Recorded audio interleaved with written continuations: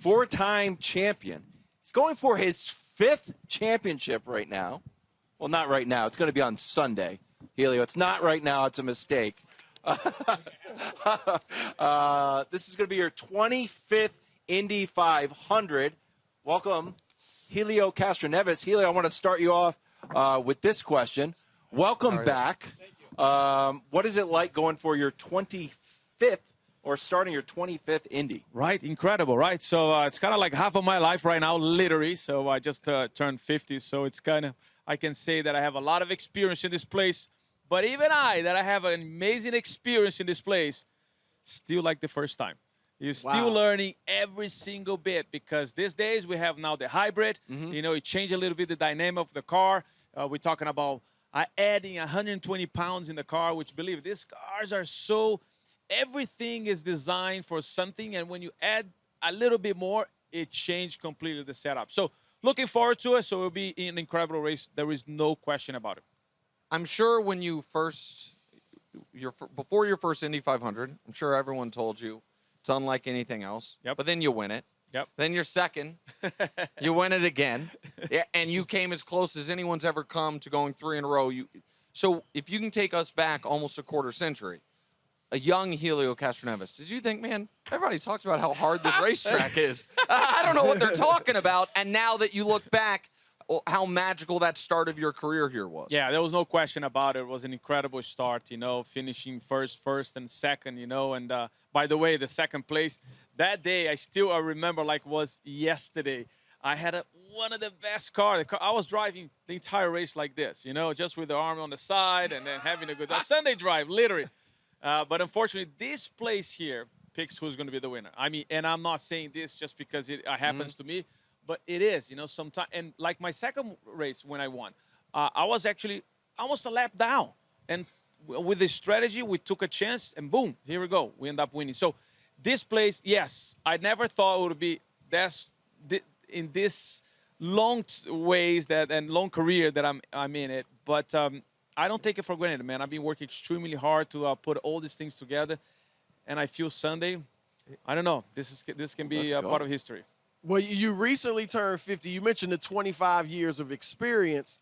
I'm sure a lot of the young racers grew up watching you, grew up idolizing you, probably come to you for some advice. So do you have to walk that line between being a mentor to some guys but then competing with them as well?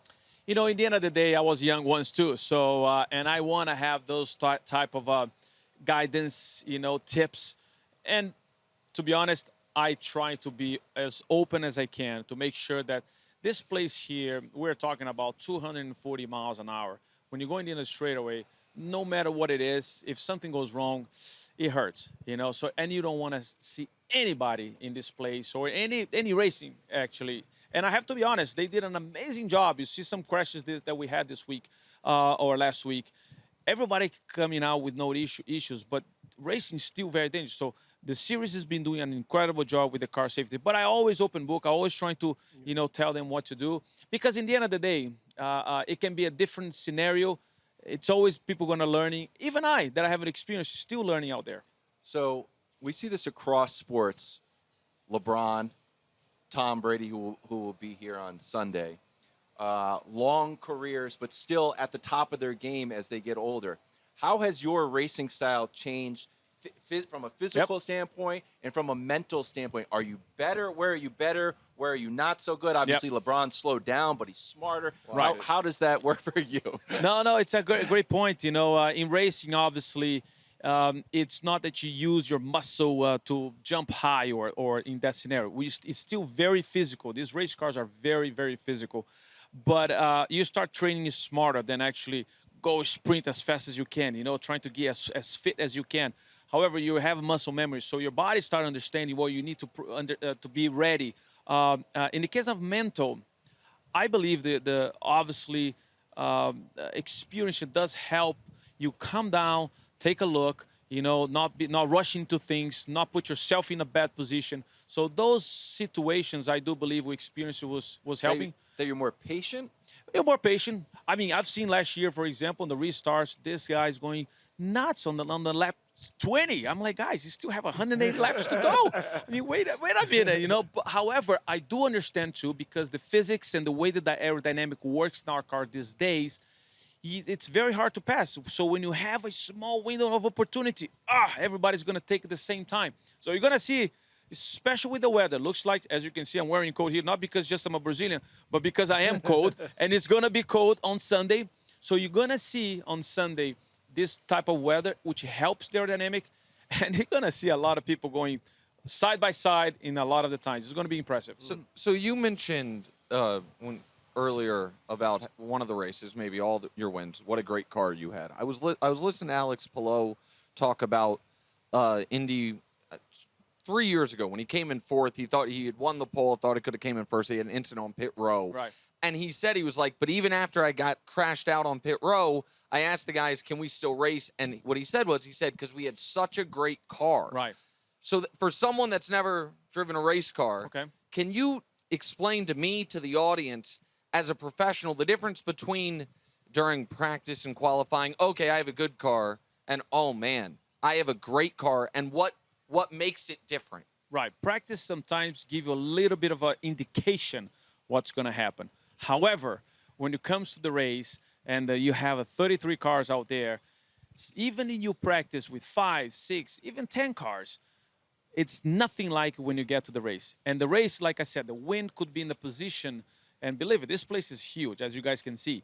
The wind could be in a direction that you didn't have in practice. And your car all of a sudden is not responding well for those situations. So that's the reason, you know, you see a lot of indications that one of those cars are fast, maybe not so fast during the race. And those that are a little bit like dead, become alive, that means because, you know, this track change and your car all of a sudden adapting well to that situation. You got a lot of the younger guys who are Wendler Newgarden, obviously going for the three-peat. Who do you consider like your biggest rival in the sport?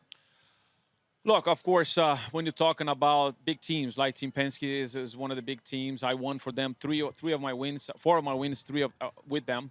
And no question they're going to be in a battle. Ganassi is another incredible team. They also won a lot of races. I feel that Scott Dixon is one of the guys that I compete most of my career. He is probably one of the guys that has experience, has a good team, and speed as well. So he's going to be up there among with Palou. Palou is been destroying everyone. Yeah. It's amazing.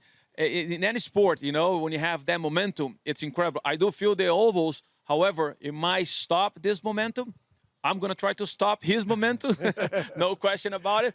And but I feel our team, MSR, is really growing, is really getting better. Felix Rosenquist is one of our guys starting in the top 5. He's showing a tremendous amount of speed. So it's a mix, right? Yeah. I know I said a lot of guys, but because this race and this place and this series, there's got to be something special between you and Dixon, right? Because of your era, you guys, I'm not talking about for the 110 years of the Indy 500, but of my lifetime, you guys have been, you know, Brady Manning, Brady kind of battling it out, right? It's so fun you're saying that, because now MSR is actually sharing technical alliance with them. So basically we have their engineers doing our cars, right? And in the meetings now, I'm going to the Ganassi camp. And now the team that I was competing against for the entire 20 years of my life, now I'm actually inside. So I was looking around, I was like, wow, I can't believe I'm right here. And the Scott was right sitting in front of him, was like, wait a minute, he's dyeing his hair too. Oh, hey, he's getting old too. Let's stop right there. It was incredible, you know, and what he's done in his entire career is just absolutely amazing. All right, last question. We were debating. We were like, because this is our first time here, and we didn't know exactly where the set was going to be. Yeah. I said, I think I'm going to ask Helio if I can climb the fence. And I'm like, I'm not sure that's appropriate. What are the chances? Are you going to start thinking about climbing the fence? And if you do, what does the future hold for you? Yeah, I'm looking already behind me. Obviously, those fences not only bring me great memory, but bring me motivation, you know, to do it again. I did it once, twice, 3 times, 4 times. And I tell you what, sky's the limit. So looking for this Sunday. And watch out for the 06 Cliffs machine, let me tell you. That what you guys seeing right now, it can happen again. All right. Be amazing. Helio, thank you so much for being here. So much. Thanks for having me, guys. Thank you so much. Best of luck. We appreciate it. Thank you. Thanks for watching. Subscribe here to get more from the show and to check out clips from other shows on FS1.